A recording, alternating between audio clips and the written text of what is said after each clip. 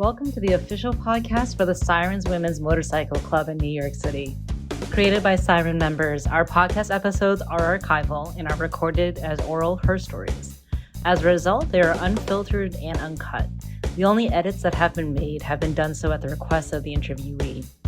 If you would like to find out more about our club, please visit sirensnyc.org. This podcast was produced by Alex Shea, road name T-Rex, Siren member and Siren media coordinator. The interviewer is Caro Caden, Siren's volunteer archivist and coordinator at the Lesbian Herstory Archives. The sound designer is MJ Phillips, Siren Pledge. The videographer and photographer is Patrice D. Bowman. Saddle up for the following her story of Alyssa Marco, Siren member and current Siren officer at the time of this recording. My name is Caro Caden. Today is March 21st, 2026, and it's around 11:45. What's the time? Yeah, 11:45? 11:48, very close. Yeah, 11:48 a.m. Nice, just right before noon, and it's the second day of spring. Is that right? I don't know. It feels good outside. I did an interview with Cheryl, and it was so freezing that day. So it's nice to be like, oh, now I get to enjoy this sunny day. And I'm here with, if you could say your name for me. Alyssa Marco. Alyssa Marco, and we are doing an interview for the Sirens Motorcycle Club. Thank you so much. Yeah, you're repping the Sirens right here. I love it. I love it. And also a quick thing, pronoun check. My pronouns are they, them. Alyssa, what are your pronouns? I like per and pers. Yeah. But anything with respect. I love that. I love that. Oh my gosh. And we're also joined here with by Velvet. Velvet, what are your pronouns? It's like, she doesn't really care. It's like food. She's like, anything. Okay, love. Velvet is being so cute. Awesome. So we'll start out. Tell us a little bit about yourself. I don't even know how to answer that question. Who am I? What am I? Alyssa, my job, I'm a school psychologist. Work in special ed. I think that very much defines what I do and who I am, because I just like these little crazy kids, the little kids. And then I work in schools. I ride motorcycles. I'm busy at my synagogue. I don't know. I do stuff. Yeah. Do stuff, hang out with family. I have to spend time with my niece and my nephew on the phone and my nerd. Yeah. Family, friends, always busy. You are always... Well, I know this past year you have been working on your doctorate, which you are now Dr. Alyssa Marco, yep. Yes. So now I finished the doctorate and walked and I got the whole regalia. And so now I'm working on studying for my licensing exam, which is that stack of books over there. The work never stops. I love it. I love it. And how old are you, if you're comfortable answering? I'm 61 and a half. Wow, and a half. Yeah. I love my halves. Yeah, yeah. When is your birthday? August 15th. August. Okay, what does that make you? A Leo. A Leo. I'm Leo by my Gregorian birthday. See the hair? Oh, yeah. But based on my Hebrew birthday, I am Jewish. And when I studied Kabbalah in Hebrew, we go by my Hebrew birthday, which makes me a Virgo. Whoa. I'm not a cusp on either, but just because of the way the calendars work. So I'm definitely a Leo. Big picture, proud. But I'm also a Virgo. Little details. Yeah. Mid-range, lost. But I'm either extreme. So I'm very good at the extremes. Yeah, yeah. I could get both from you, like Leo and Virgo, because you're very, like, you can be presentational like a Leo, but then also you really get to work when needed, like a Virgo. I love it. I love it. So you talked a little bit about what you do for a living. Do you want to talk more, though, about your job and what you've done working with special needs children? I've been doing this. It's a second career for me. I started, I went back into school psychology to get my master's in 2009. Before that, I was working in manufacturing. And I've just been working with the little kids. I find myself more effective with elementary students. I do like working with the students with behavioral issues, emotional disturbance. I'm right now working in a school that is kindergarten, first grade, kids with autism. More profoundly, profoundly with autism. And it's a great challenge to see these kids. And I was talking to my nephew. It's like, it takes time. There was one kid, it took 2.5 years to see real progress, but it was amazing. So I just look for the incremental growth. Yeah. Students just paying attention, interacting, clapping with me. Just the little kids, they're fun. Mm-hmm. What made you discover you liked that age group?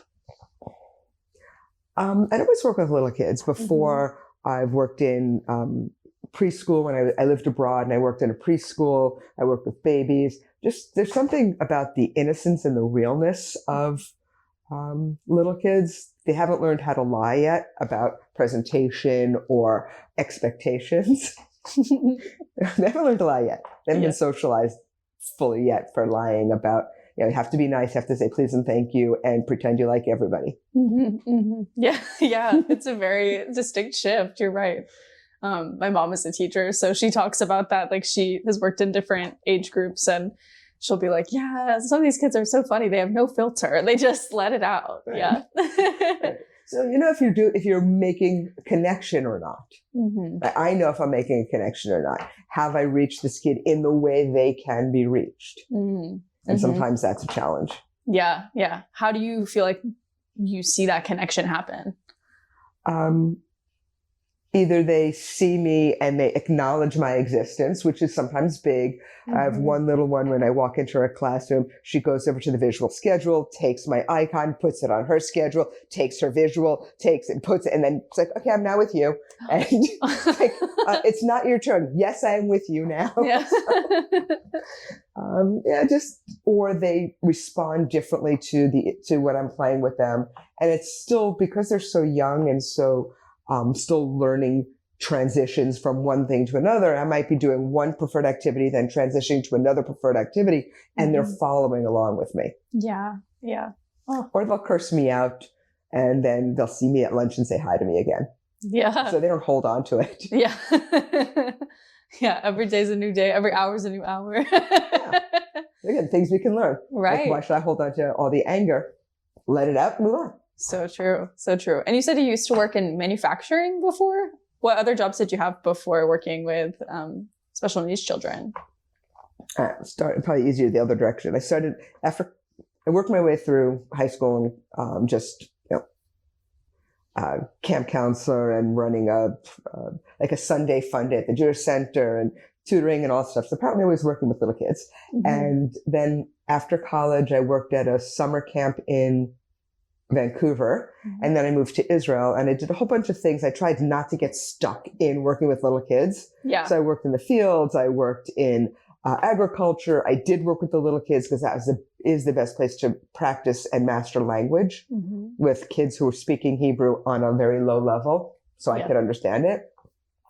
And then I wound up tutoring, teaching, and then from the teaching, I went into our plastics factory. We had a factory that manufactured flexible packaging for food and textiles. Okay.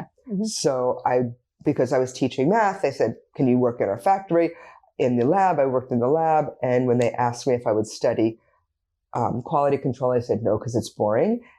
No offense to quality control managers. And so I studied plastics engineering and rubber technology when I lived in Israel, worked for that. When I came back to the States, I worked in a factory here in Brooklyn for for manufacturing of flexible packaging. Did that for 18 years in Brooklyn, and then went back to school. Got it. So that's awesome. Okay, so we're talking about you working in plastics and manufacturing. You were there in Brooklyn for 18 years. And then what happened was, a friend of mine, there's two things. A friend of mine had a recurrence of her cancer, and I thought of, sort of thinking about mortality.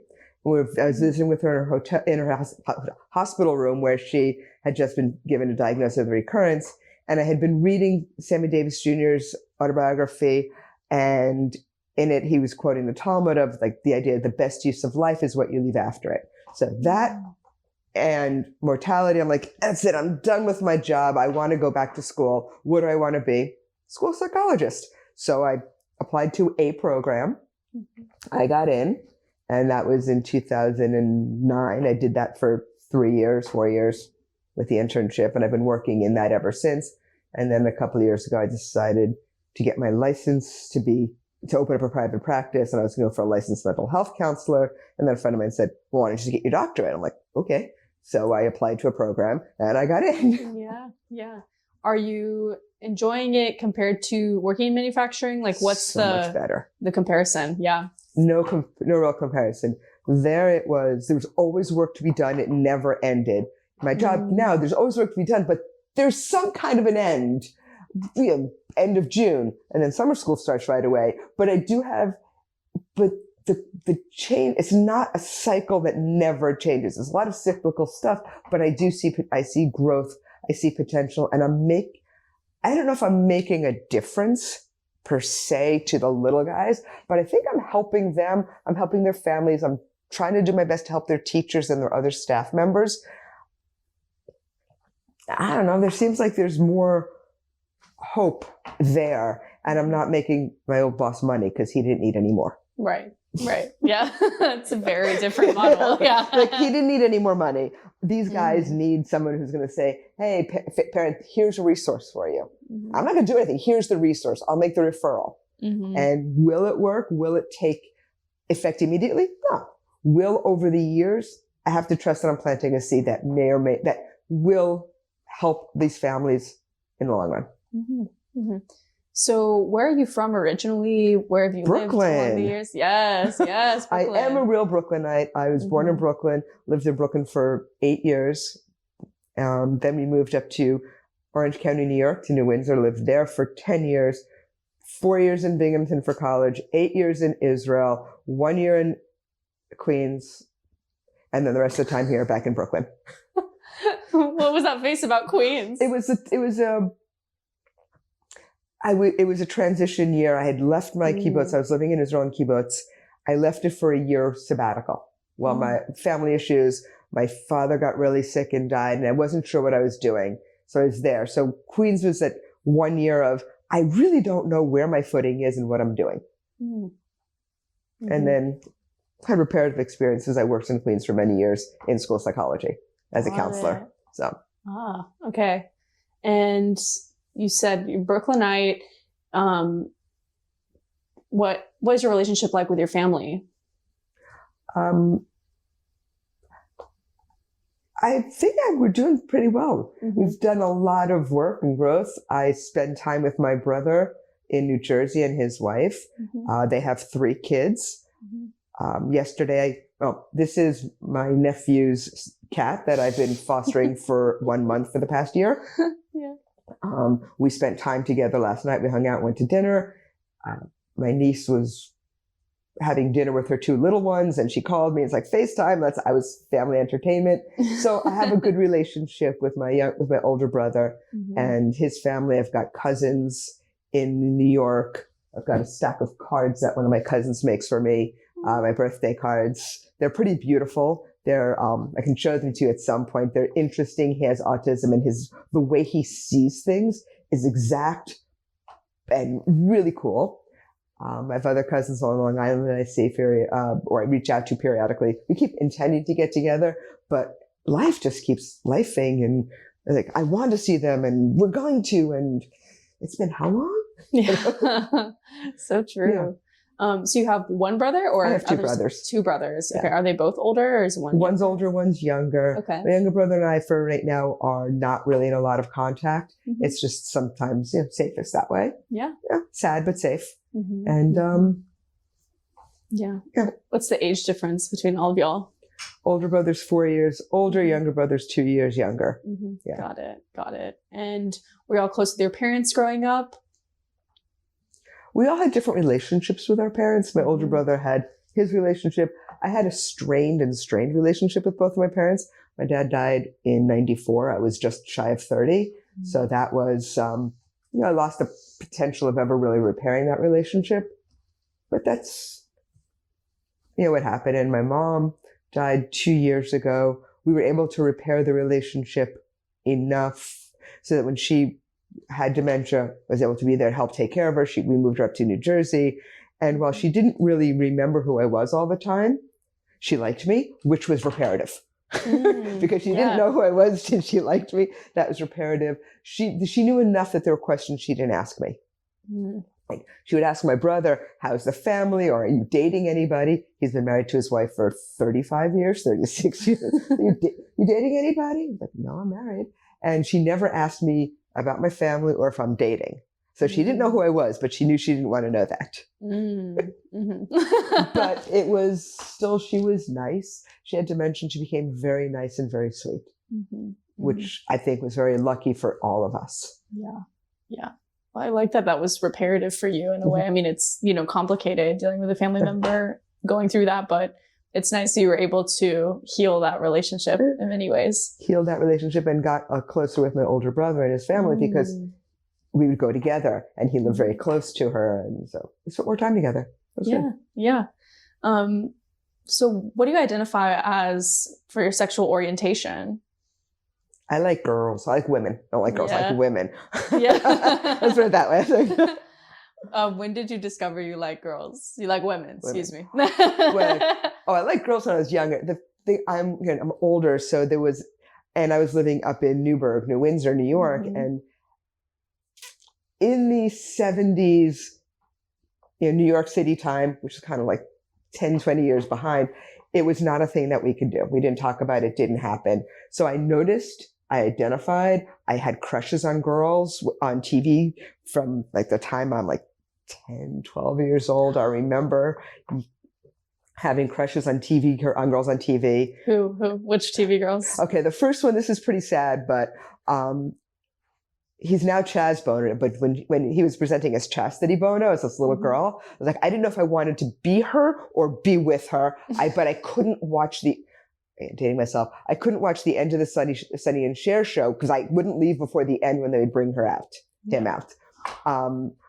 Christy McNichol from Family, and then Meredith Baxter Birney. Meredith Baxter joined that, and like, oh my God, because I remember having a crush on her from when the TV show Bridget Loves Bernie.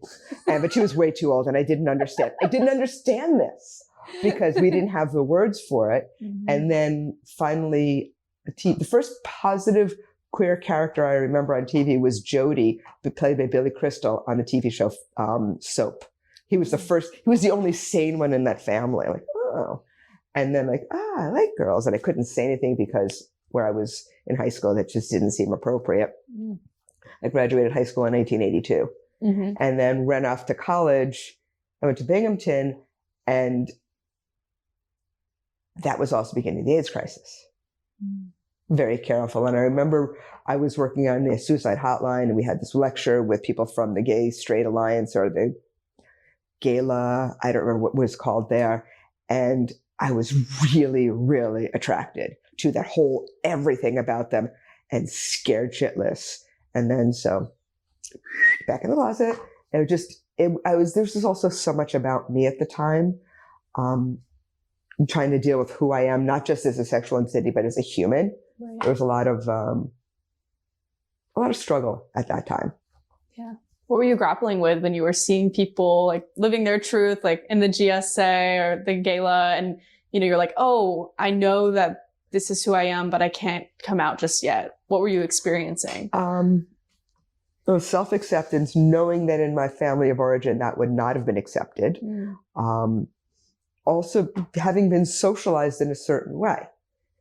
What are you going to do? You are going to grow up you are a girl, you're going to grow up to be a woman, you're going to marry a man, you're going to have kids. No. This is what and there wasn't an option. I didn't really have words for it. And I had enough self-hatred for everything else about who I am.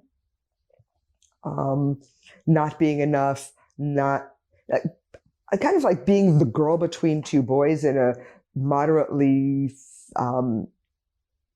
traditional Jewish household. It's like, that just didn't work. And I didn't really know where to be. And all of that underlying, I'm not good enough, I'm not lovable, just as a human, and to add on to being queer. So it's like, I struggled a lot. I struggled a lot with weight. I am literally half of my top weight. So I found that using food and other substances, I got to totally hide in plain sight. So I didn't have to deal with it. Being 250 pounds, 300 pounds, nobody really cared about who I was sexually, and I didn't have to care about who I was sexually. I just had to figure out who I was as a human.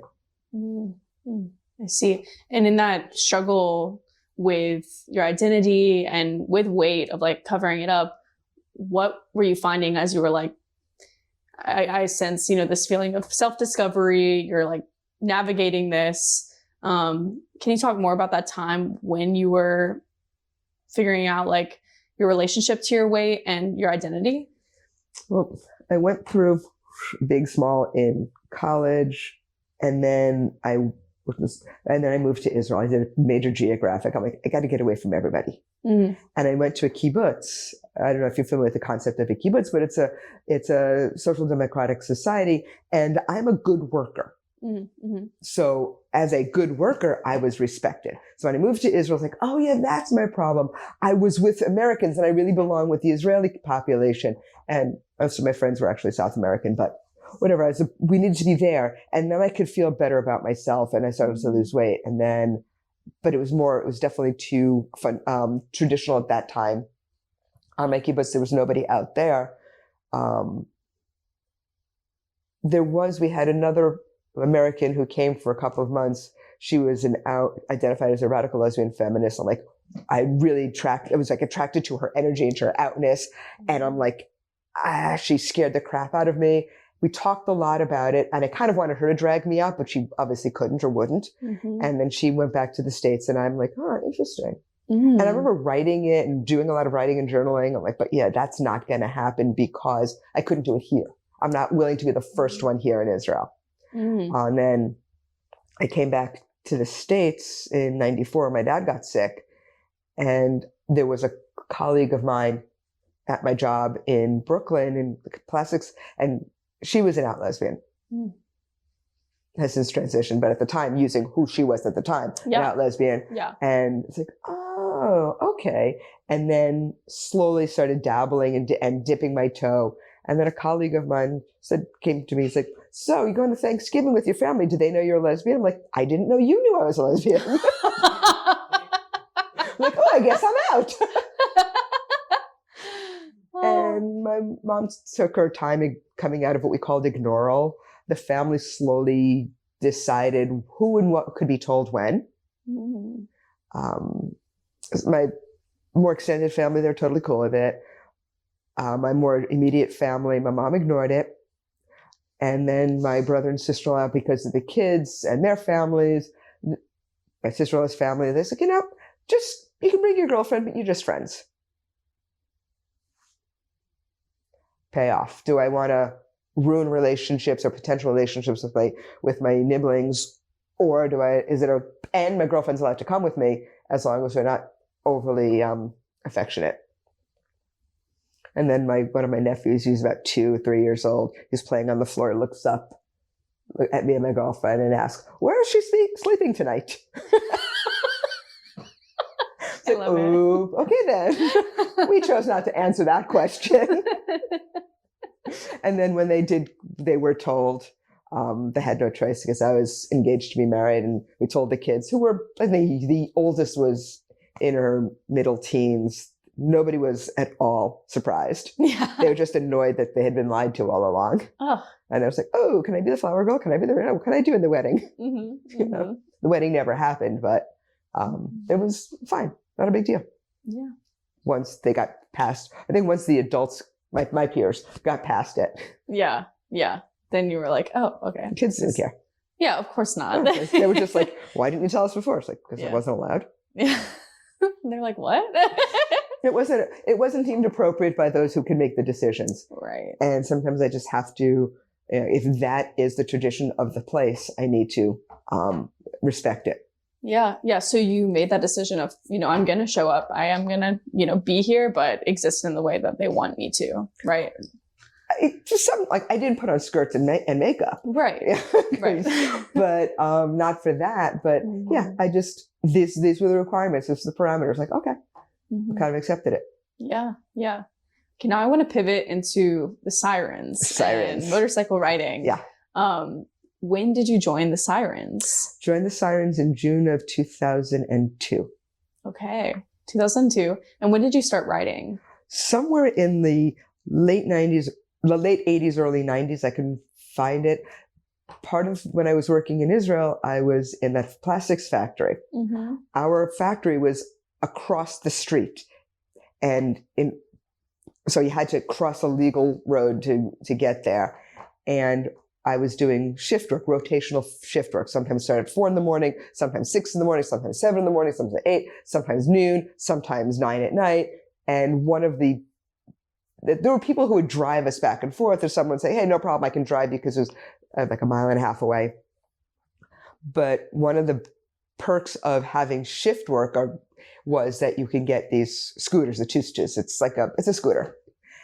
And because it was across the street, I had to get a motorcycle license in order to do that. So I got a motorcycle license when I was living in Israel. And I got this little 50cc motorcycle named Hardly. Well, I named it Hardly because it wasn't a Harley Davidson. It was hardly a motorcycle. Hardly a motorcycle. So his name was Hardly. And then when I left the kibbutz, someone else took over. A buddy of mine, Ruben, took the bike and continued to call him Hardly. That was his name. And so I just rode around the fields, had a lot of fun with it. And when I came back to the States, I didn't think I could have a bike. It just didn't even dawn on me. Oh, so when did you get a bike when you got back? So lesbian. So I was dating somebody, and she had a motorcycle. I got on the back of her motorcycle, and I was like, yeah, never again. I need my own bike. So I bought her ex-girlfriend's motorcycle. So lesbian. I love it. I love it. What was the model? It was a Honda Shadow. Nice. 600. It was a sweet little bike. We had matching. Hers was gold, mine was black. It's like, so I had her ex-girlfriend's motorcycle. Motorcycle from the shadows. Right? And then after riding a year or so with the Sirens, I just needed a big girl bike, a bike that was just more powerful. So I bought my first Guzzi. Ooh. Oh my goodness. And when you started riding with the Sirens, what stood out to you about the group? What was your first impression? My first impression, or oh, let's say, okay, what was your first impression of the Sirens? They scared the crap out of me because I had emailed them, and I know the person who responded to me, and I know her now. But then her style of speech and her president scared me. She was like, well, can you do this? Can you do this? Can you do this? And I'm like, I am scared. Like, I'm not doing it. So then about a year later, I met some people, somebody who, yeah, I am joining the Sirens. Like, okay, if I know somebody who's not scary, I will join too. And yeah, they're not scary. It was like a bunch of motorcycle women ride bikes, and some of them are more forceful than others. But heart of gold, soft-hearted, will just give you what you need. Sometimes it's a stern talking to, and sometimes it's a shirt off her back. Mm-hmm. Mm-hmm. I love that. Great first impression. So you were going to join, and then you're like, wait, maybe not. But then your friend joined. You're like, okay, I can do this. I can do it. It's like there's somebody there's like a warm handoff. Someone will be there nice who I knew would like me. Yeah. Yeah. So in those first years of joining the Sirens, what made you feel at home with them? The year I joined, like 6 or 7 other people joined at the same time. So we were a posse. We were just a pack, and we were just way too exuberant.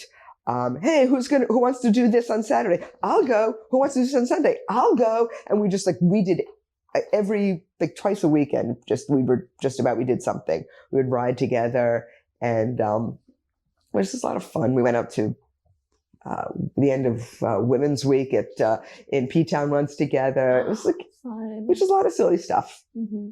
Who were those folks you were really close with in the beginnings? They're not around at all. That's really sad. None of them stayed. Some of them just stopped riding. Some of them moved away.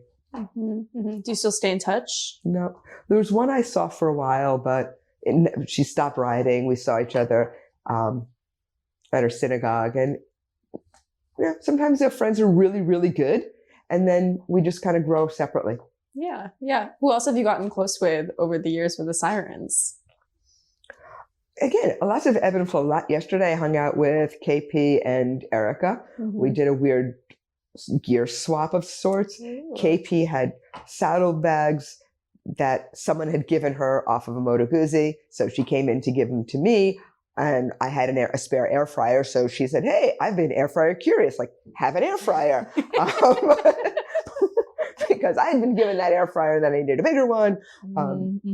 It's not not a commercial for air fryers, just an easy way of making vegetables for vegetarians and vegans.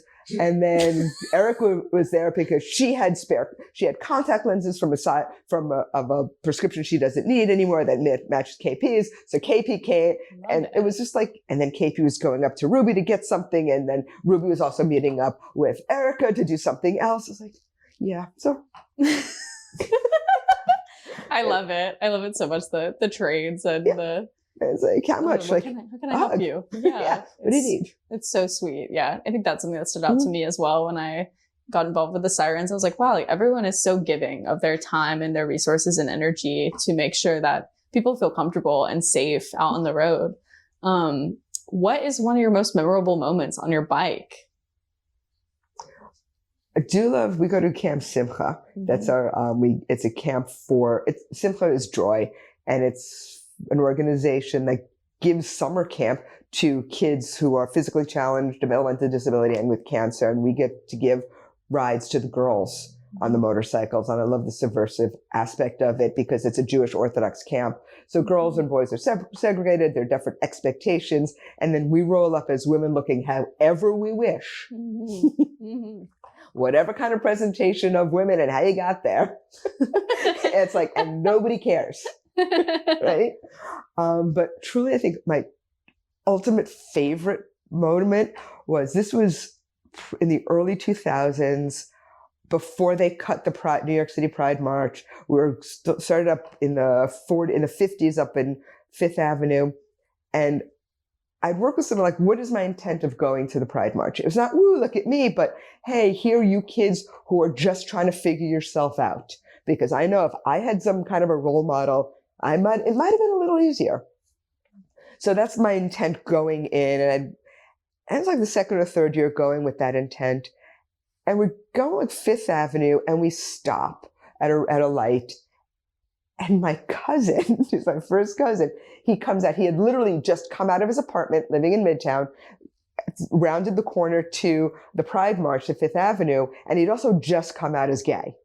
And there he sees his older cousin on the Pride March doing a thing. And we spoke about it later that it was actually pivotal for him. And it was like, oh my God. And you didn't know you were gay? Like, I knew when you were 4, you know? But it was like, what is it that we get to see? Like my first time seeing the Pride March before I came out, or when I had just come out, but I could never imagine being that out. And now to all these other things. So it's, what is it that we're doing being out? I have 2 younger cousins, then the next generation below me, my cousin's kids. And one came out as trans, one came out as lesbian. And it was important that me and another cousin of mine, she's also an out lesbian and married to a woman. And we're living our lives.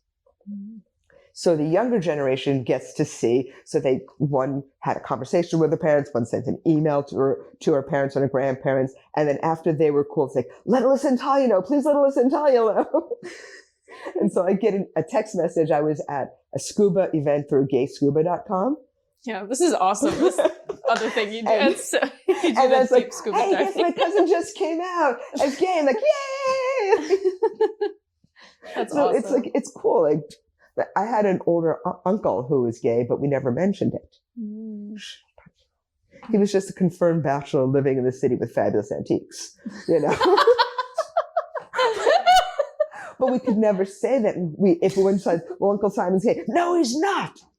Oh. Until he died, and all these other well-dressed older gentlemen showed up to his funeral. It's like, confirmation finally. So if he were able to be out in the family, it would have made it easier for some of us, which makes it easier. So I think just their having our lives, but not being hidden, allows people to see, oh, I can do that too. I could represent. Yeah. And that younger generation, like you said, it's like they are eager to tell you, and you made an impact on them, whether you knew it or not. Yeah. So your Uncle Simon, you said? Yeah, my great uncle. Were you in contact with him growing up, or was it Just kind of like, We didn't see him. He was my grandmother's older brother. got it. So he's my great uncle. Right. We didn't have a lot of contact, but I was always drawn to him when I saw him. And he was just a generous man. He would send out gifts to the entire generation. We all got a certain amount of money with a certain specific pile of money.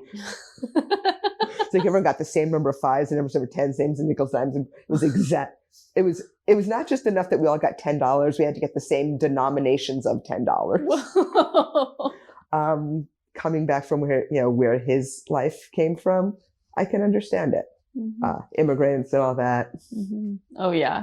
Yeah. Different relationship to money, gift giving, and fostering the next generation. Yeah. True. Ooh. Just want to check time, make sure.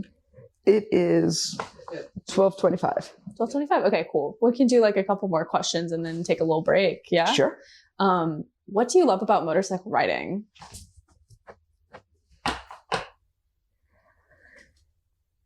Well, there's this freedom and connection to people and the world that doesn't come in cars.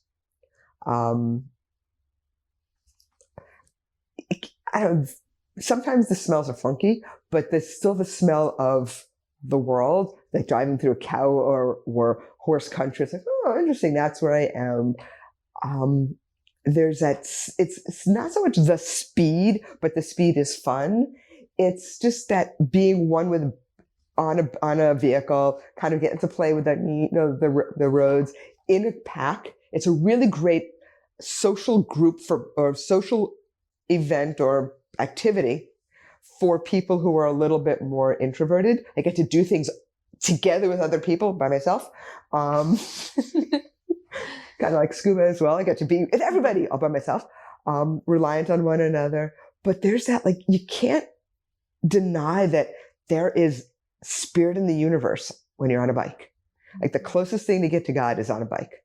And it's not just the foxhole, oh shit, get me out of this. But it's just like, oh God, this is beautiful. And what are those moments like when you're riding with other people that move you to that?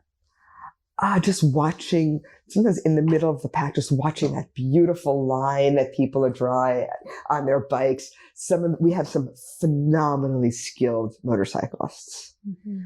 And just watching them on their bodies, on their bikes, being one with the road, with their vehicles, with just in control, but not like manhandling it. And it's finesse, it's beauty. And I mean, I see women in front of me on bikes, people behind me on bikes, just being a part of this. And then there's this road rally. It's called the Ramapo 500. Lots of people do it. It's 500 miles in 2 days. Did it probably 20 something years ago with a pack of a dozen Sirens. And so people who watch it see motorcycles all over the place. So there's this young boy. He's watching all these motorcycles throughout the day, and all of a sudden he screams to his mom, "But mom, they're girls!" So it was like also like letting other people know that women can do this too. Women of all kinds. Yeah. And tell me more about the way that Sirens ride together. It's a unique formation, correct? Or it's a specific way of group riding? Well, we're definitely what I like about the Sirens is skill is important. And when you don't have the skill, we will give you the time and the energy and the place to learn it. That was gifted to me. And we ride staggered, we ride tight, we try to keep our formation, and what's important is no siren left behind. I need to make sure when I'm riding in formation, staggered formation, I need to make sure that I can see the person ahead of me, but more importantly, I have to see the person behind me. If I can't see the person behind me, and it's been like more than a second or two, and it's something that like I slow down just so at least I can see her headlights. Because I can't lose the person behind me. I am responsible for her. Right. She is responsible for me. And if something happens, the back of the line stops. And then where's the person behind me? I stop. And then eventually we all realize that there is a problem. And we all get together. Like, how do we fix this? It could be a problem of run out of gas, easy problem, or something fall down, go boom. which unfortunately happens. Mm-hmm. Always wear your gear. Always wear your gear. Yes, yes. So safety with the Sirens. I know this is a huge emphasis within the group. Mm-hmm. What was this like when you were pledging, when you were learning how to ride with the formation, with the pack? What did you learn, and how do the Sirens emphasize safety? Well, we did a lot more. Well, my pledge year, very specifically, one of our buddies, one of my had a little bit more difficulty with taking turns. She ran off the side of the road. She fell down. So they said, you guys, we're all getting together. All of the pledges, we're 6 or 7 of us. We're getting together, and we went to trauma. Gasper Trauma it was the person's name. It was his riding school, driving and riding school. So it's not trauma, it's trauma was his name. Yeah. And they just gave us an afternoon of practicing the turns, practicing corners, how to do it, because for us, they wanted us to be safe, and also they wanted us to be safe on their rides. So I don't know if he volunteered his time. One of our club members, Jerry, had worked for him. So maybe she's told him, like, these guys suck, you got to help us. And so, like, because, no matter what kind of my ego it is, like, when I'm a new rider, I'm a new rider. I might be a really good new rider, but I'm just a good new rider. There's no way. Like, I know where I stand in the pack in terms of skill. I am not up here. Mm-hmm. I could be up here or maybe I could definitely always be better, but I'm not, there's so many more skilled riders than me. Even newer club members are so much more skilled. I feel bad, but true. Being right size, got to know where you're at. So that was really very clearly, it was early on, it was made clear that, hey, you need to be good. And if you're not good here, let us learn. Let us teach you, practice. It doesn't come through osmosis. We've taken classes together. Motorcycle safety courses. We've taken an accident scene management course. We've taken Stop the Bleed a couple of times, which is also another first aid emergency course. We took a track day together, and that was way fun. And it's just, we have our safety goddess or safety captain. What are we doing? We share gear with each other. Hey, I got new gear. Who needs this gear? Or this gear's on sale. This is really good. And that's just really important. And we have, before we start our motorcycle season, we have our parking lot skills, where we go down to a parking lot and we have really skilled riders, Cheryl, Spike, and Sandra, who share their times and their talents with us on practicing to try to unlearn those bad skills that we just polished and practiced over the last year. And it's like, no, look through the turn. Where your head goes is where your bike's going to go. How do we stop? How do we stop without jerking? How do we practice our curves? In our Sirens chat, someone was throwing some videos from probably one of the social media platforms. So we should practice this. Well, we do. Come to the parking lot and you'll see how we practice the weaves, Mm-hmm. And it's like, so people give of their time to practice, to teach us. Sometimes there are people who need a little extra help. So we'll do some one-on-one work. I work with somebody trying to help her understand placement on the road. We had planks of wood. We had toy cars and toy motorcycles, trying to put placement of, this is where you stand. If you're here on your bike, a car can't see you. And things that people just, if you drive a car, If you don't drive a car, it's harder for you to envision. Mm-hmm. So we're just trying to help each other. Yeah. I love that. All right. I think this is a good place to break. So we're going to stop recording. Cool. All right. We're back. Back after a nice lunch break. So we left off, we were talking more about motorcycle riding and being a part of the Sirens and the focus on safety. I want to ask you, what do you think measures skill, good skill in motorcycle riding? Knowing what to expect when people are stupid on the road, being able to avoid conflicts on the road, and just keeping a beautiful, smooth, effective line through turns, because riding fast on a straightaway is easy. It's the speed and the skill to have a nice, smooth ride through a curve, and then just to enjoy the road. Yeah. Yeah. Are there lessons through motorcycle riding that can be applied to your daily life? Don't ride faster than your angels can fly. Kind of don't overshoot yourself. Kind of. Yeah. It's like, I don't want to overpromise. I don't want to be too scared to try something. Working in a pack is good.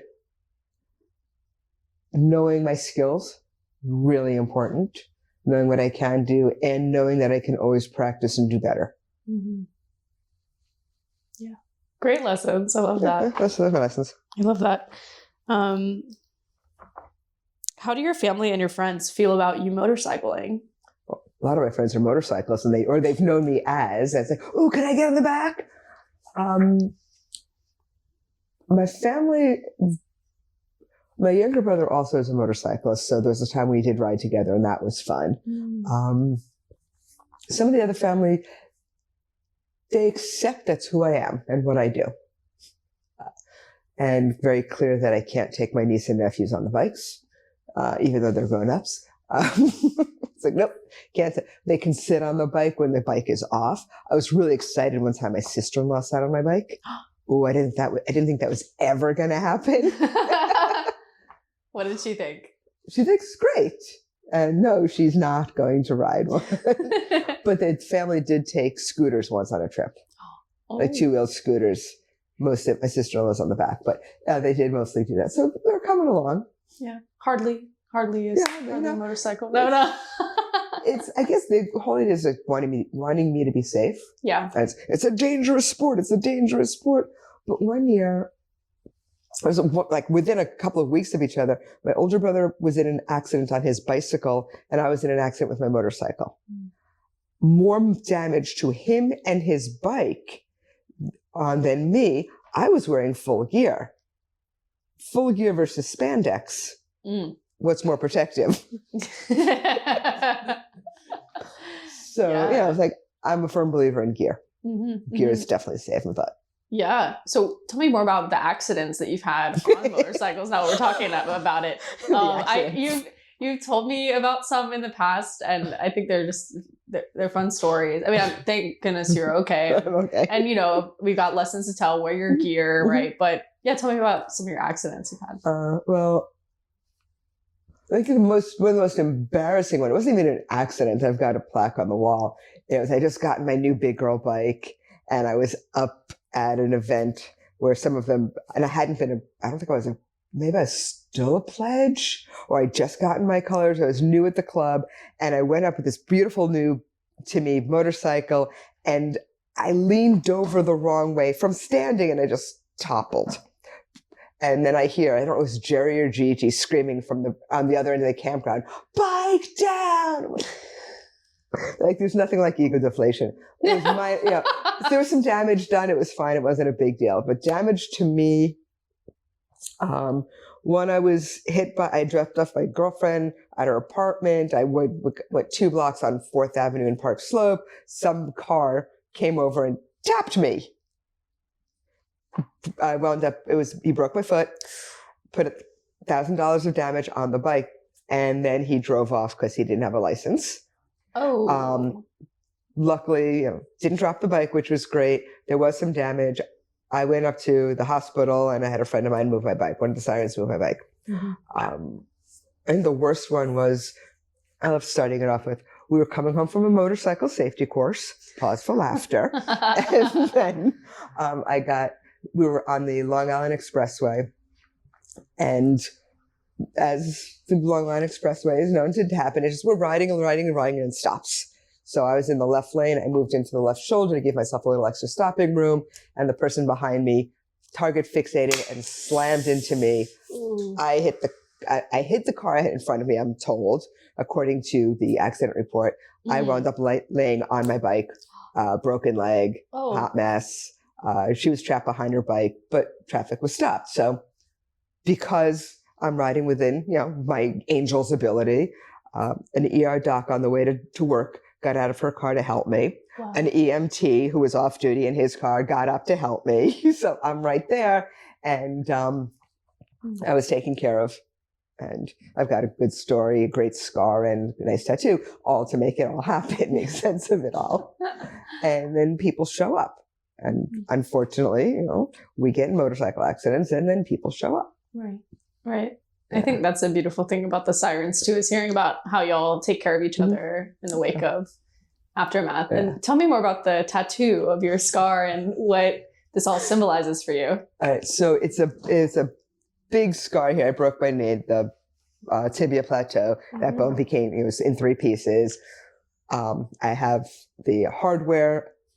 I had the hardware removed. It's on my dresser if you ever want to see it. It's a plate and 8 screws. And so there was a long line.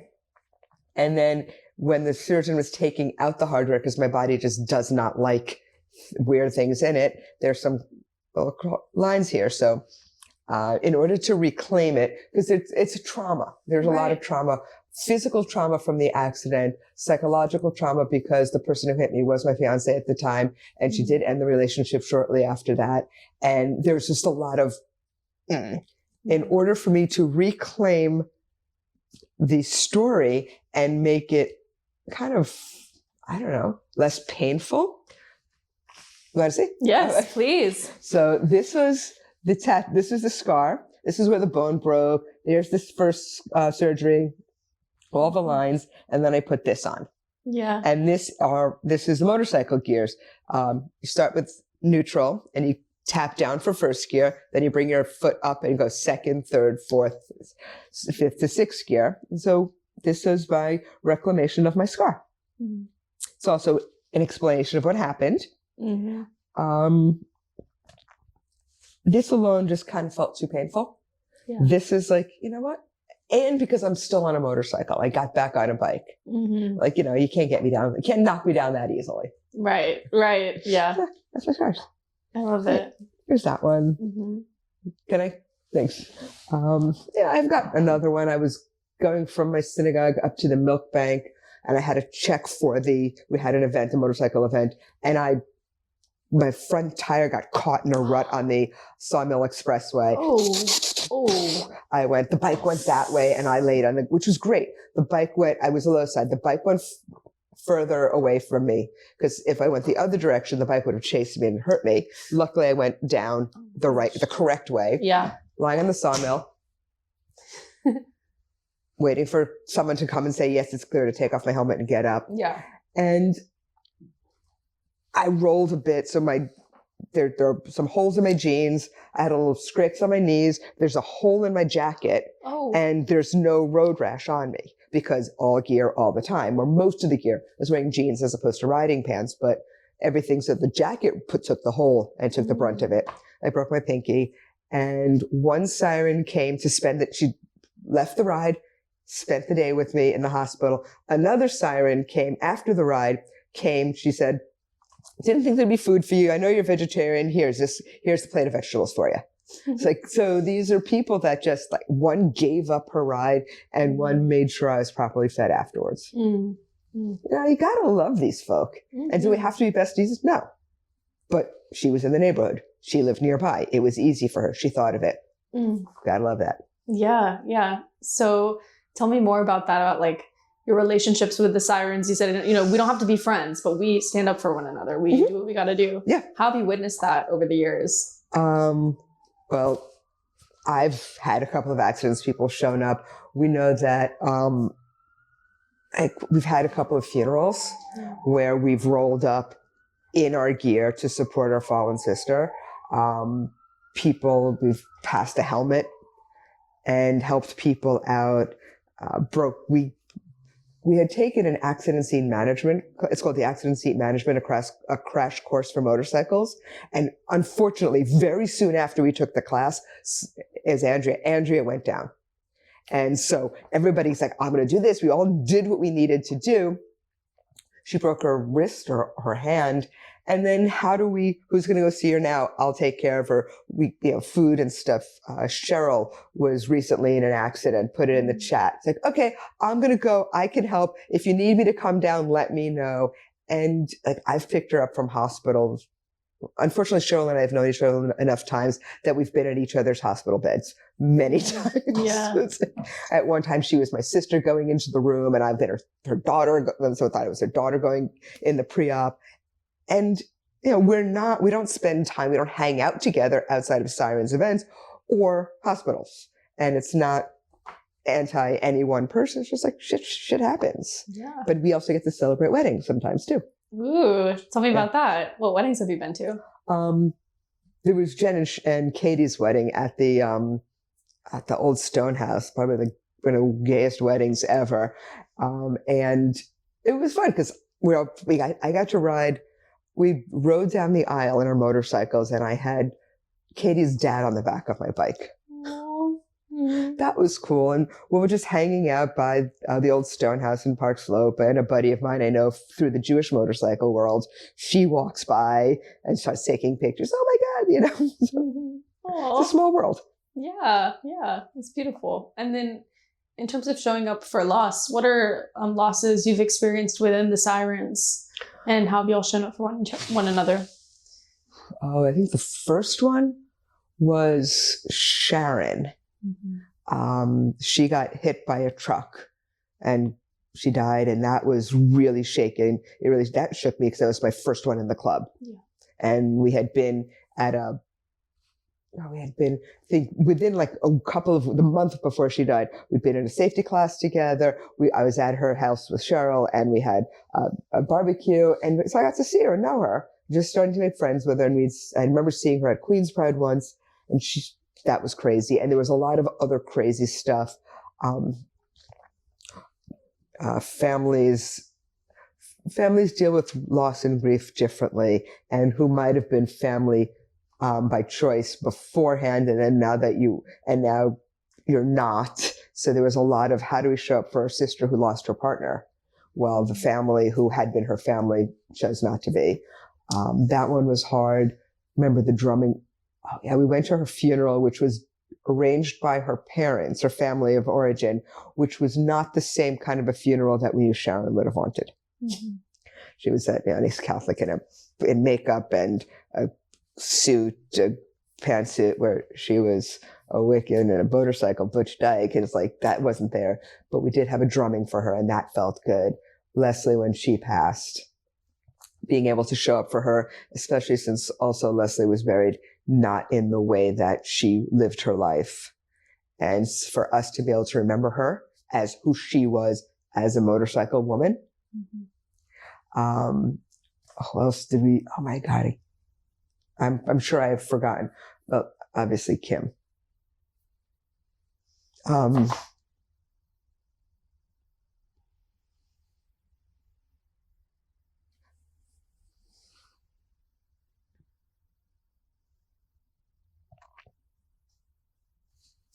That one still struggles. That one I still struggle with.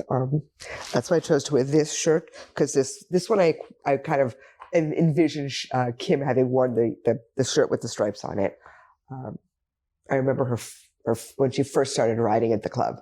That was fun. She was like, go get them and do things. And I have pictures that she took of me and my bike, just to watch her grow from a brand new rider to who she was, and then to lose her. Our recent loss of Andrea, that's hard. She lived 2 blocks from here, and she was the cat whisperer. She was my cat sitter. We've also been friends. She stayed here when she was sick. I've known her wife. I'm sure I've forgotten other losses, and yeah, it's just being able to show up. Mm-hmm. And remembering our fallen sisters. We did a thing with the Moving Violations. It's a women's club out of Boston. They're a year older than us. And we've had the memorial ride. Yes, I'm a fellow. Yeah, thank you. We're like, let's break tension. No, all good. We had memorial rides because Kim was a member of both clubs, mm-hmm. and they've had their losses as well. Yeah. Speedy was a loss. Woody was a loss.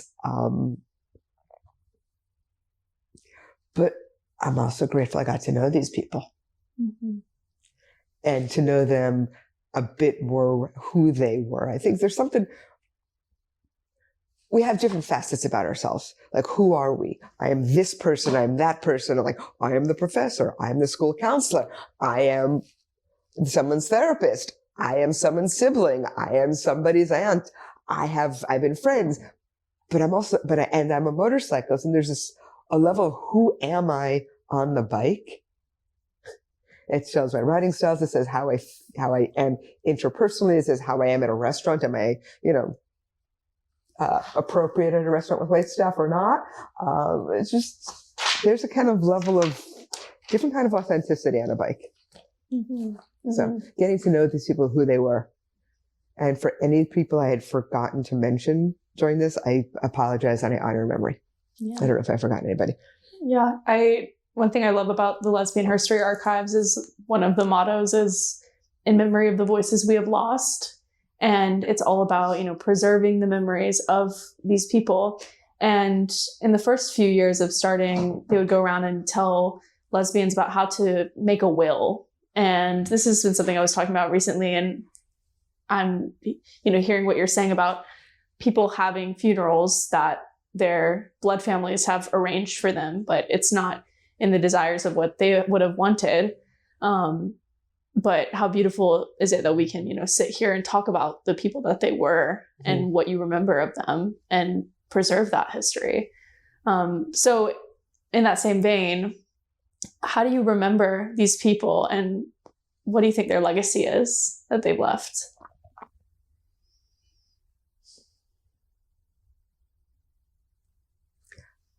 Specifically or just in general? Specifically, we could start with I'll go with Andrea Woody. or whoever Woody, you're feeling. because Woody, Woody's mohawk, the with her rainbow mohawk. It's rainbow like, mohawk. I don't give a fuck of any. And being a person who's older, and for where she came, she's like, this is who I am. Sometimes you got to be a little outlandish to be real. Yeah. Right. And I totally respect it because I've got like hair trauma and like my hair, I love my hair, vain about it, but like to be able to do that is like, that's awesome. Yeah. Really awesome mohawk too. Right. The pictures are insane. Yeah. Yeah. And she was a sweetheart. She was gruff as could be, but a sweetheart. If I think about Sharon, who loved what she did, she worked with kids. She was a teacher. She loved what she did. She loved her bike. And maybe like make sure things are legal that you need, especially with partnership, but just like be who you are. Andrea, she was who she was. She did a lot. And her acting, after she retired, she got into the acting and more into her singing and her songwriting. She was like, yeah, I got nothing. And to have been in a relationship with Mary for so long and then finally to say, you know what? Yeah, we can do this. Yeah, we can get together and actually live together. Like, because they were together for I don't remember how many years in different boroughs. Yeah. Long distance relationship. Right. And then like they're going to be in this city. And they moved out to upstate. They moved to the Bronx, upstate. And then they got married and they were like, yeah, this is who we are. As honest and real as can be. Very different. They had different hobbies, totally respected one another. And then joined when it was appropriate. Yeah, they were cool. Kim. I have a bunch of things that Kim gave me. She made for me some pictures. When I bought an apartment and moved, she made a wall hanging with, when she was in her ceramic phase, and she copied words in Hebrew.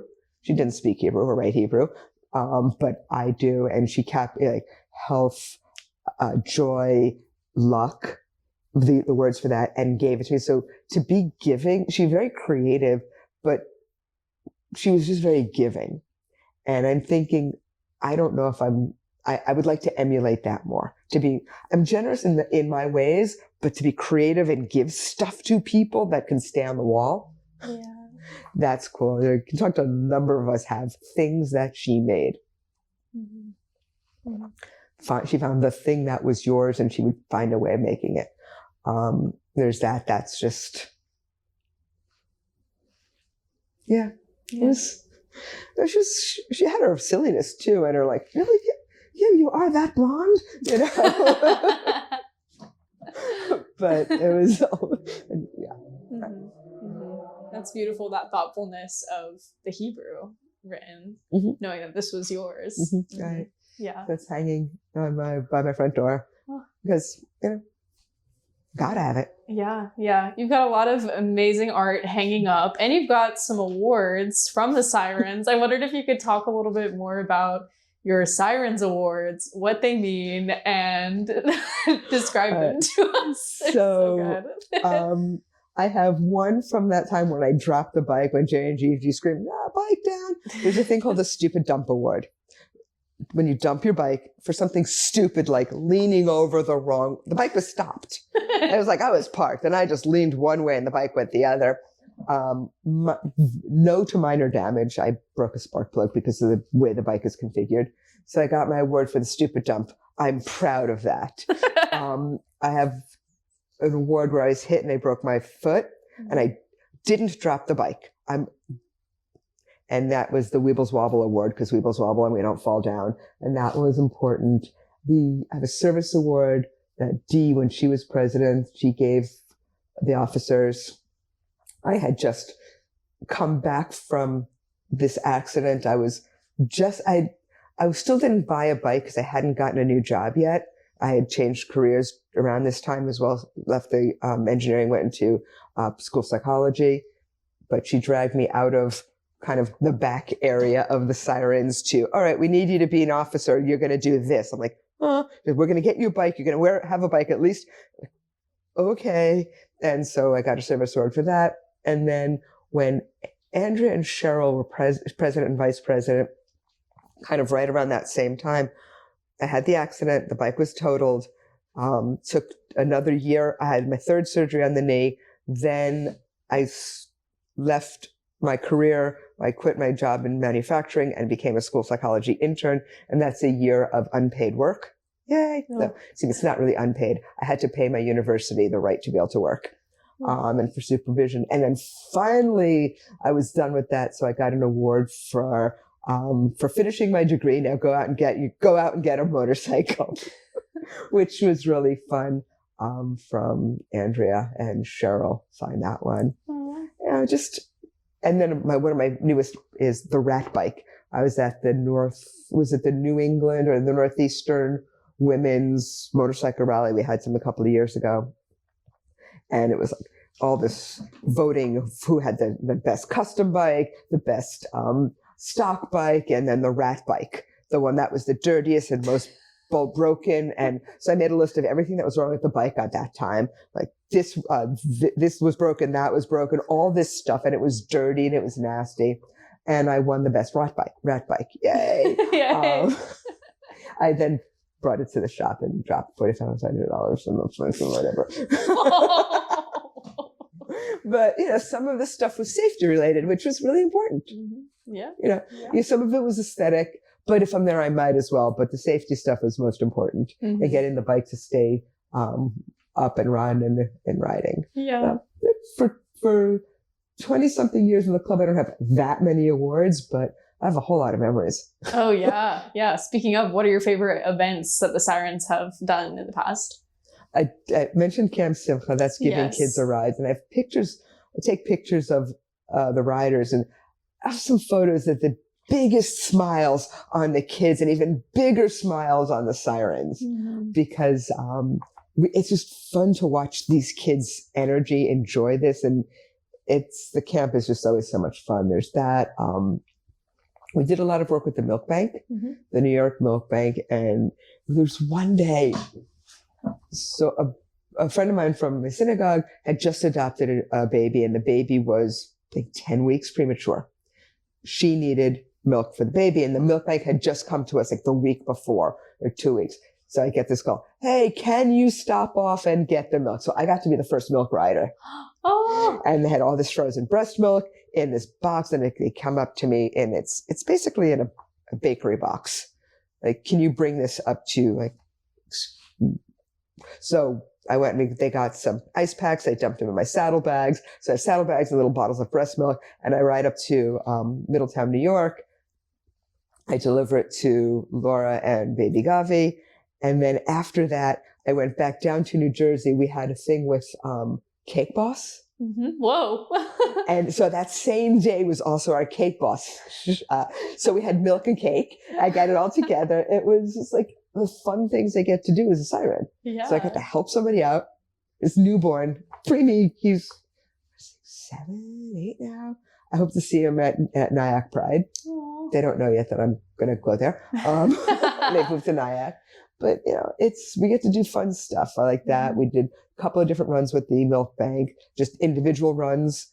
And we had what was it? It was, I think, some kind of, like for some publicity run, we met at the milk bank. There's some politicians talk. Then the motorcycles, we had a motorcade up we wound up in Binghamton and then in Ithaca. Mm-hmm. Mm-hmm. And so we met the Binghamton people in Lourdes Hospital. I know Pepperton or Binghamton. That's where I went to undergrad. First time back there in a long time. And then we went to Ithaca and we met some people there. And the milk that we brought, we then delivered to a Buffalo contingent of motorcyclists, and they took it the rest of the way up. Cool. And because we were in Ithaca, Cheryl has a friend who was a professor there and head of I was in queer dorm, and some of the younger queer students wanted to talk to us, and we had a lovely brunch where it was like the meeting of different generations, college students with us, and it was like they learned a lot about what it was to have come out at our end, and we learned a lot about what it was like coming out now and what the struggles are. They're different, but they're same. We still have the expectation of who we're going to be. And then guess what, Mom, Dad? We're not, we're me. Yeah. Yeah. What did you find similar with today's generation? Just sometimes the parents are still struggling, which is like, really? Like, really? Still? You're my age. You're younger than me and you're still having trouble. And I think more with the more of the gender fluidity and gender expression, which was kind of a sticking point because at that time the Sirens hadn't really dealt with gender nonconformity in terms of being non-binary. We've had trans women, but the non-binary, where do we fit? And then some of the Sirens were struggling to understand what that means because coming from our age, it's like you got straights or your gays, you got your boys and your girls, fine. You don't want to be this, you want to be that, fine. But where's that gray area, which is I'm not saying it's a newer concept, but it's a lot more, it's more accepted and harder for some of the older folk to grasp. Yeah. What were those conversations like with the Sirens? Did y'all discuss it in meetings? Well, this was at the table during during the brunch. During the brunch. Yeah. And then afterwards, some people started processing it, and then we had some difficulties within the club of having the non-binary because we were stated as a women's club, and all of the pronouns were she and her. And we sisters, and within our bylaws, it was very much a she, her, everything was stated. And it was intentional, and it was very much needed in 1986. Finding a space for women motorcyclists was hard.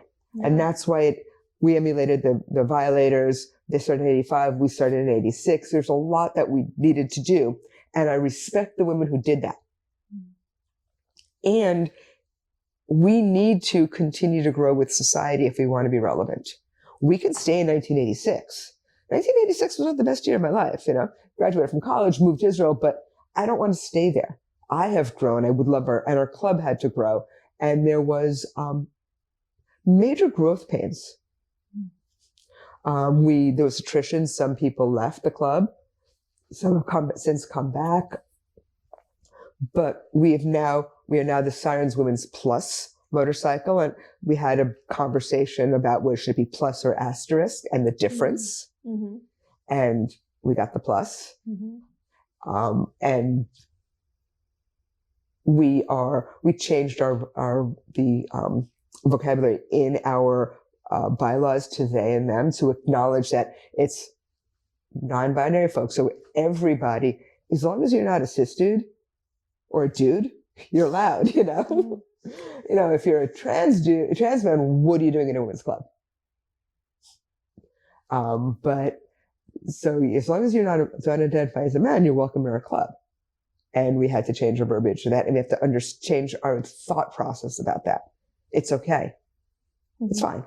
It's actually good. And that's where we are today as a club, and that's where the world is. And we'll see what happens in the next 5, 10, 20 years. I hope I'm around to see it. And I hope I'm not going to be the one with my heels dug in the ground. It's like, no, this is the way we did it in 2026. You know? Yeah. But it is hard. It is a lot of growth. Trying to just keep it up to terminology. Like, what is that? That's why I get so, well, you know, I'm old. I'm in my 60s, so I'm allowed to say that. But I also want to stay relevant. Yeah. And even if I don't want to be relevant, I need to be respectful. I expected other people to respect me. I fought for that. The people who came before us, we're standing on their shoulders. You stand on ours, and then people will be standing on yours. Yeah. Yeah. It's beautiful. Thinking about Camp Simha and working with other Jewish people and Jewish kids, how does your Jewish identity influence your work and your life? Best use of life is what you leave after it. Talmud, thank you, Sammy Davis Jr., for the reminder. It's, you know, if I think about just a biblical, it's love the neighbor as thyself. And then on my computer, it says, tzedek tzedek tirdof, justice you shall pursue. That's kind of important stuff for me. And part of the problem, some of Judaism is very much isolationist, like we're Jews. You like there's us and them, and I don't subscribe to the us and them as much as many others. And there's some liturgy that I change the words with slightly. Instead of being chosen from the nations, it's chosen with the nations, to be less isolationist, less separatist, less better than you. Camp Simcha is great because we get to go, and they don't seem to judge who we are. Every once in a while, there are enough Israelis that I get to play with my Hebrew. And I remember one of the first times I went there, we still were going with some of the High Riders, which is the Jewish motorcycle club, that Camp Simcha still sees us as the High Riders, even though we all show up as Sirens.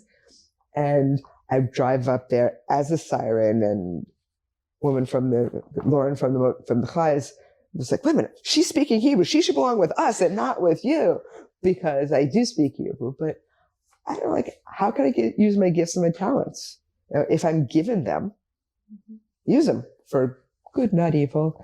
And yeah, this Camp Simcha is fun because after we give them rides, we go and join them for lunch, and then there's always dancing after a meal. As long as it's not a Sabbath meal, we can have music. And so it's a Sunday after lunch, there's always dancing and happiness. And even the kids who are in wheelchairs or are in crutches or can't, they're just dancing in the way they can. And no judgment. So we go up there, we dance, and then we get on the bikes and go home. Exhaustive. Yeah. That's so cool. You get to meet up with the Jewish motorcycle riders when you're there. I didn't realize that. It's awesome. We did, but now there are no women who ride from the Jewish Motorcycle Club. Oh, why do you think that is? Well, I don't ride with them for different reasons. And then the person who started the club, she currently is dealing with some physical issues that she's not riding. So no, there's not that many women riders who are with that club. I guess we have a monopoly on it. We don't really, but there are other women's clubs. But we go there. That's how I think we got involved with it. The Sirens got involved because Lauren put out to the women's organizations, hey, you got any women who would come into the club to do this event? And the Sirens joined. And the next thing you know, it's like, it's our event because once you go, you can't not. Yeah. People really love it. I know. You should try it. Maybe you should get a carload of people if you can't get on a bike. Yeah. When are you getting your motorcycle? Yeah. Soon. Yeah. And you mentioned earlier we were looking at the photos in your hallway, and you're talking about your friends you're with and your synagogue being very progressive, and your synagogue, if this is okay saying, your synagogue saying, oh, y'all are a throuple, but those are just your friends. I wondered your journey in finding your like home synagogue and and just like finding home in your faith. Okay, you ready for this, kid? Yeah. So I identify as I was raised, I would call downwardly spiraling in a lot of different ways. So I was at a Hebrew day school here in Brooklyn when I was little. Then we moved up to New Windsor, New York, and we didn't have that opportunity. So we went to more of the conservative synagogue. And then it came time for my bat mitzvah. And at the conservative synagogue, even though we sat in class with the boys, magically when we turned 12, boys knew a whole lot more than girls, and boys could do this for a bar mitzvah and girls couldn't. Mm-hmm. Again, this was the mid-70s. Right. And I saw this set of twins, Debbie and Scott. They were twins. They were sitting in class together the whole time, but when it came for their bar and bat mitzvah, he did everything. She just read a poem on a Friday night. I'm like, I'm not doing this. Not happening. So my mom engineered it that we moved from the conservative synagogue to the Reform temple, and I did the whole thing. And so that's kind of going from modern Orthodox to conservative to Reform. And then I moved to Israel to an anti-religious kibbutz where like rabbis couldn't do anything on our kibbutz. It was great. And all of our holidays were secular because most of the Jewish holidays have some kind of either historic or agricultural connection. So being in an agricultural community, it made sense to bring them all back to the agriculture. So Passover is a spring holiday because it is a spring holiday. And then I came back to the States. Being Jewish in Israel and not religious is a whole lot easier than being not religious and Jewish in the States, because how do you get to be Jewish? And then I am in 12-step recovery. So I wound up in 12-step recovery, and you've got to find your higher power. And that's when I had to grapple with the God concept. And I use God because I'm lazy, and it could be any number of things: good early direction, grow or die, go outdoors, group of drunks, gang of dykes, guardian over desserts, grace over drama, any of these GODs. Could be, right? I love it. I was like, let's putting it together. So they're all GODs, right? So, and grace over drama. Grace over trauma or gang of dykes. Pick your gang of dykes. Pick one of them, right? That's so good. And so I had to find this higher power. So I had to grapple with this God concept. And then I found a synagogue. I started that, and also my father had died when I came back to the States, and I wanted to find a way to honor him by saying mourner's prayers for him. And then I started going once some high holy days once, and I slowly grew into found a synagogue in Brooklyn that I really liked. Phenomenal cantor, loved the community, and then things with she who broke her leg, and she got the synagogue in the divorce. She got the synagogue, she got the rabbi in the divorce. And then a friend of mine, he said, why don't you come up to this amazing synagogue? I'm like, he'd been talking about it for a while. I was like, it's in Manhattan. I'm not going to Manhattan. And then I started going to it, went with him once, like, oh my God, you know. And I would go there regularly, twice a week. It was great. And then we opened up a small community here in Brooklyn. So it's part of what's called the renewal movement, which is, it's trying to get more in the tradition, but completely egalitarian and phenomenal music. It's just great music and a great energy. Let's be joyous in our celebration of whatever we think of God or whatever we think of religion. And we don't really have to have a joint God concept or religious concept. We just have a joint, let's come and get together and sing these wonderful melodies. Yeah. Oh, that's so sweet. And so I have these two friends. One of them has a daughter. And so I would go there, and then next thing, like they would show up, and I would save seats for them. And then one would show up with her daughter. And then for a while, the friend all platonic, which would pick up the daughter from school. Next thing you know, I'm picking up the daughter from school. So the community did not know who, what, or how. One of us was with the daughter. And then we were all three of us together as adults. Like, so they just assumed we were a throuple. Somebody had said that in a conversation, like, oh, interesting. But no, but yes, interesting. We're just three platonic friends. That's sweet. That's sweet. Yeah. Oh, cool. Yeah. What else is going on? I don't know. That's it. What else we got? Are there other topics that you'd like to touch on that we didn't speak about, or maybe more in depth you'd like to talk about that we chatted about today? I'm not even sure what we talked about.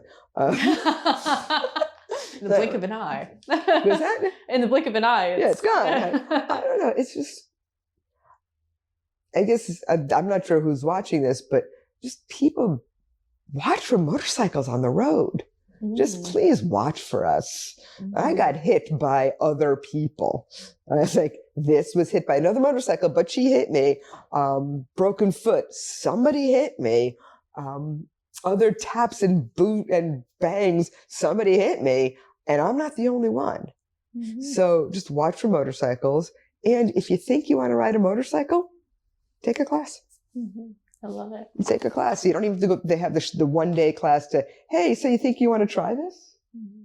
Have you done that one yet? I want to. I want to go to the one where they have the bikes and it's like an MSF. Yeah, like a 1 day. You can go. Well, there's the 1 day, just see, hey, do you want to go further with this? Yeah, definitely. Yeah, I don't know. There's just a lot of fear and hatred in the world right now, and that scares me. Yeah. I hope we can get past it soon. In all, like, there's like, it feels like a lot of war of like, hey, look over here, don't look over here. Yeah. If you could go back in time and tell your pledged self one thing, what would you say? My pledged self. Yeah. I would say, yeah, you'll still be here. Because I didn't think, I was like, well, I'll still be here. Also, just enjoy the ride. I have enjoyed the ride. Sirens is one of the longest things I've ever done. It's just 6 months. I was 6 months less than my recovery. I was 6 months into recovery when I joined the club. And both of them were very transformational. Service, showing up, learning. It's not over yet. Keep going. I think it's keeping me young. It's connecting me to younger folks in a different way, in an equal footing. It's fun. And just become a better rider. I wish I were a better rider. Yeah. Well, you can still be getting better, like I you hope said. to be. Yeah. Right? I'm going to finish my test. And then, yeah, I don't know. Speaking of the roads, what is your road name and how did you find it? I haven't fully absorbed it or latched onto it, but some people have been calling me Doctor Actually. Oh. Like Doctor Actually, because on my phone I have a picture. It's a mug, and I can show you. I have the mugs. Yeah. It says it's Miss, Ms., Mrs. crossed out, and then the Doctor Actually. Doctor Actually. I have 6 mugs like that. Many people got them. I've got a tumbler. I've got a glass one. So it seems some people have been calling me Doctor Actually. I'm not the first person with a doctorate in the club. I will not be the last one in with a doctorate with the club. There are many of us. There are many before me, and I respect them. Yeah. But so I don't want to take, and it's like it's Doctor Actually, but I'm not the only one. So please, so that's what I think. I guess being Doctor Actually doesn't detract from the others who are also. Right. They just have different road names. But I came in, we didn't have road names. Oh, really? Yeah, when did that start? Not something I would say on film. Okay, all good. My opinion is not something I'd say on film. Oh, okay. But if it's a name that I think celebrates a person, I will totally use it. Yeah. If it's a name that memorializes something that might not be something that's celebrated, I choose not to use that name. Yeah. I hear you. Because some of the names are. So I don't know. It started. I don't remember when, but it wasn't the very beginning. Not when I joined. Yeah. Yeah. I like a doctor, actually. It kind of fits with your vibe, especially as you've been, I feel like, wait, you weren't secretary the first year I was involved, but this year you've been secretary and you're always like behind the desk and very studious. And you're like, guys, like, I need to get the notes right. I need to know exactly what your favorite color is so that I can write it down. Right. Well, it's like, I got 20 something years of schooling. I might as well use it for something, you know? It's awesome. It's awesome. You are so on it with the notes as the secretary and as the doctor, actually. Do you get the notes? Are you on the email list or not? I am not, shockingly. But yeah, I will eventually. Yeah, when you get your license. Right, no, it's just so I think Liz is the one who really insists on calling me doctor, actually. She'll text me, hey, doctor, actually. I'm like... But my bestie, so this Erica made me, but my friend made me, she embroidered a doctoral tam, a hat, for my motorcycle vest. Cute. And it's a tribute to our mutual friend of ours, or mutual ex, truly, but, you know, because we're those lesbians. It was from this... finishing the hat from Sunday in the Park with George. Yes, obsessed. I'm a fellow theater geek, so the line. So we have the tam, my doctoral tam, and on the bottom it's like, "See, I made a hat where there wasn't." Yeah. And so she embroidered that, and it came with installation. So she put it on the vest for me. Oh, I love it. I love it. So shout out to Clancy. Yes. So I have that. So it makes sense, but again, I guess because I was in the club while I did it. So people saw me get my master's, then they saw me get my doctorate, whereas I think Gizmo said, yeah, I did it when I was younger, it was easier. But to watch somebody go through it and like turn gray and stuff. Oh, yeah, and you're like, sorry guys, I can't do this. I'm prepping for my dissertation, I'm doing it is all in gold. It's a 128-page book I wrote. Oh my goodness. What did you do your dissertation on? Implicit bias and special education classification, the effects of race. Ooh, interesting. What did you discover? Well, first, my sample size was too small to get really some of the numerical data that I wanted. But I did see that when school psychologists were looking at a student, the vignette had a black student versus a white student. They got one vignette or the other, and the only difference was the race of the parents and the child. So certain demographics of school psychologists were more restrictive in their placement or their offering of services for a black student versus a white student. But in the qualitative data, I saw that when looking at what the root cause was, if they're looking at a white student, they'd say, well, is it some kind of physiological or neurological issue? But if it's a black child, so I would like to have seen more disciplinary data and attendance records. So and you're nodding your head in the back. So they're looking at what happened to the black boy, but what's wrong with the white boy. Kind of the cause and the effect. I was like, is it nature, nurture? They're blaming nature on this one, nurture on that. And when looking at who to trust, because there was conflicting information, definitely as designed in my study, were they looking at the teacher who was white in both vignettes, or the parent who was half of it black, half white. And more often than not, the teacher was more of the trusted reporter. But when they're comparing if it was the parent or the black parent or the white parent, more often they trusted the white parent over the black parent, so discounting the black parent, which again is not surprising. It's just sad to see. But then connect that to gifted and talented, where fewer children of color are put in gifted and talented. And part of the reason is, well, we need the family engaged. We don't have Spanish family engagement. But if you discount the families who are black, then how can you expect them to be engaged? Right. So that's kind of what I found. And we still have a lot more work to do. Even school psychologists who have multicultural counseling competencies in their studies as required, or as that didn't make us not have implicit bias, but there's also no evidence-based intervention as multicultural counseling that is proven to or shown to be effective. We take classes. That doesn't mean they're effective classes. And just because I took a class once doesn't mean that 15 years later, I haven't forgotten everything. And I've been watching the news. Yeah. Yeah. Ooh. So that was, effective, special education classification, effective race. Yeah. Wow. Very interesting research. And then my last topic you touched on, I just wanted to see if you wanted to talk more about it. Do you want to talk more about your recovery? I